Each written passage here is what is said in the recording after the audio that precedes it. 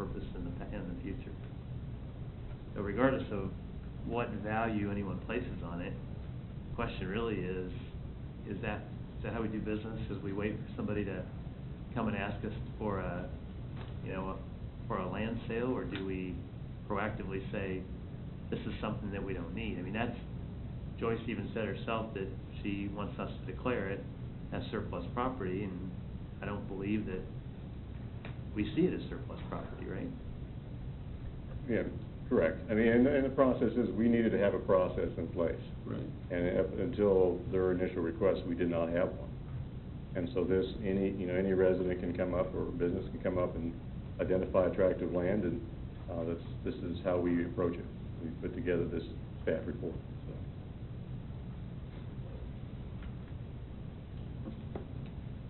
I move that the property in question not be declared as surplus, be retained for development as a future access point for recreation at the lake.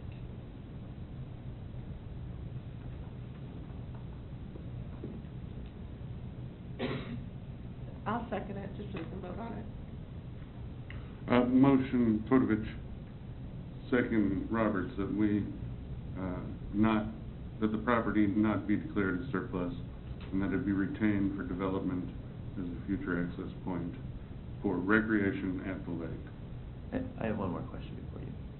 I was going to ask Ryan, in the past, we had that question that you gave us about an ex parte discussion. Is that applicable here?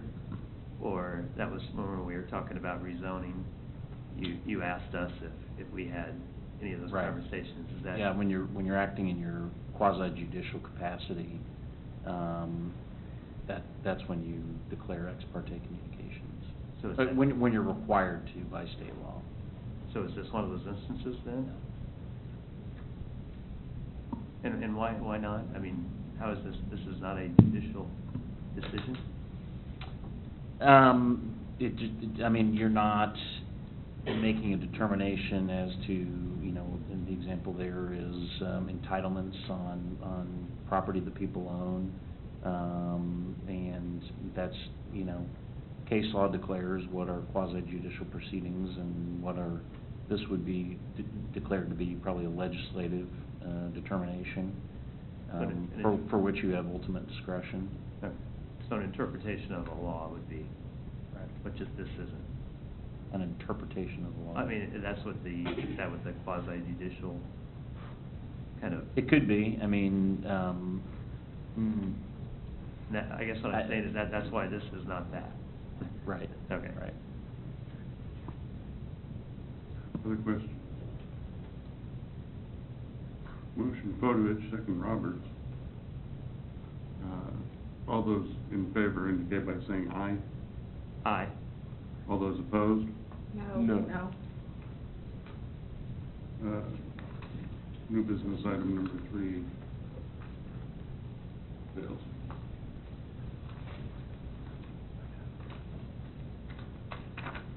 Mr. Mayor, I'd like to request that we enter in a new motion. I'm sorry, I don't have my action now. How would this be worded? Bear with me one quick moment, please. I'd like to move that the property in question at Gardner Lake be declared a surplus real estate property for consideration for sale. Second. Motion Freeman, second Harrison, that we declare the property at Gardner Lake under discussion as surplus and available for sale. Additional questions? I do have a question, actually. If I understand correctly, this is only to define this as surplus sale, and the actual sale price would have to come before council for approval again?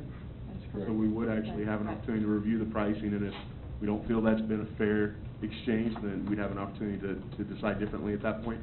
That is correct. Okay. Any other questions? Yeah, I guess I'm just at a loss for why we would, unanimously decide not to do what staff said on this. Sure, I'll explain. I have no problem with that. And I kind of explained it before. 80 years into the history of the land, and I know the tracts have sold over the course of time, and never found it to be a necessary asset to develop for the city. It is an asset to the O'Connors if they were able to develop so, if we can negotiate a fair price, and it's not something that the city has found to be necessary, though we have by this study, although it certainly doesn't limit us with access areas, so I think that's definitely one of the considerations that has to be made if we ever need to do so. And again, we've got a fully developed boat ramp that, to be honest, I think if we ever decided we needed better access, the monies would be better devoted there to further enhance that, and then look at the property, I think that was on, if we look at it, the north edge, that's actually got access probably better to East Gardner Road, would create a better access as well. So I truly don't see the benefit to the city in any way. I don't know that we gain or lose. We don't gain by of having it, we've already proven that, and we don't lose by not having it. So that's really what it comes down to for me. What came down to me for, what made my decision was the depth of the water, and a boat ramp wouldn't be feasible there. I think there's other good fishing parts, plus they said the level of the road so that to even get to it is maybe, I felt like it was not beneficial as an access area right now, and if it were, we probably would have already done it. Brian, would the city approve a garage on that piece of property? Does it fall within? It's actually in Johnson County. It would be, Okay. fall under their requirements. Would they approve it based on what you know of it? They'd have to submit the size and setbacks and those types of things. Yeah, question for them. Motion Freeman, second Harrison. All those in favor indicate by saying aye. Aye. All those opposed? No. Motion carries. Thanks, Brian. Thank you, Brent.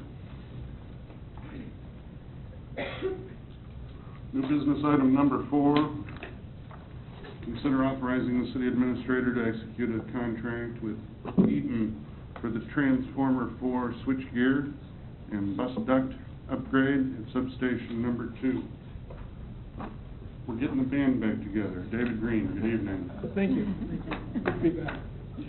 This project, the purpose is to upgrade the switch gear and bus duct to handle the increased capacity of the new transformer number 4, which was installed several years ago, which is upgraded to handle anticipated load increases.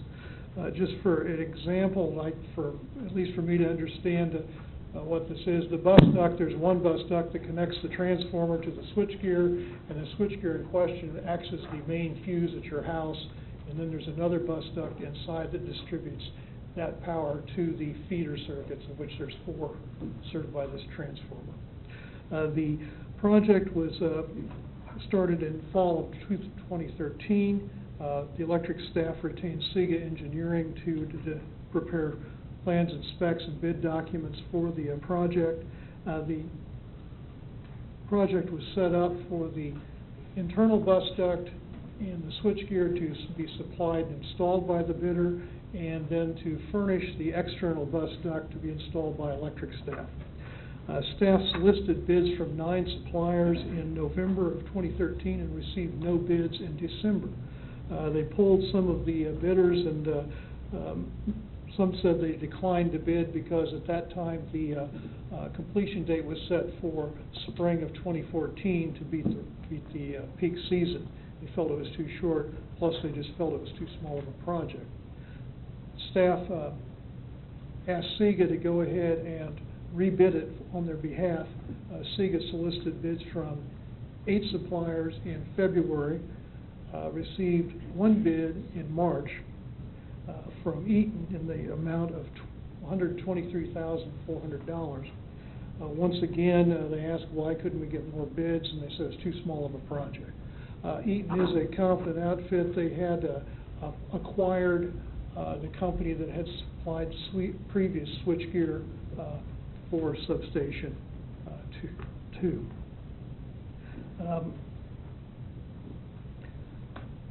Bear with me.